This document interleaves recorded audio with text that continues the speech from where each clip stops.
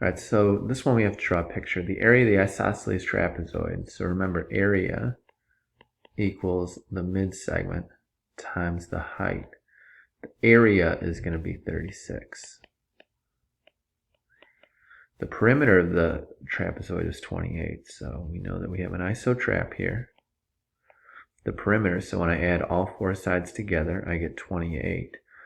The length of the legs are 5 centimeters long each. Find the height of the trapezoid. So if the whole perimeter is 28, that means that if I take my two segments, which add up to 10, and I subtract them, I have 18 left. So it could be 8 and 10. It doesn't matter what these segments are because I'm looking for the height. It could be 8 and 10. It could be 2 here, and it could be 16 down here. It doesn't matter how you divvy it up.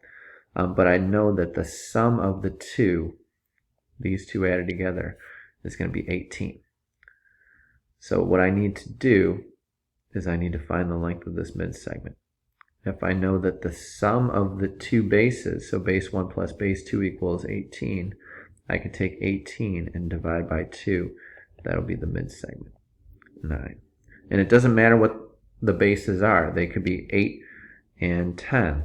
8 plus 10 is 18 divided by 2. So if you want to, you can pick your own. 8 plus 10, you're going to get a mid-segment of 9.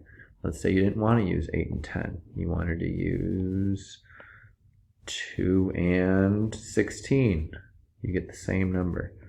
The number halfway between 2 and 16 is 9. So we can say this is 9. We know the area is 36, and we're looking for the height. We can do a simple algebra manipulation now and solve for that height.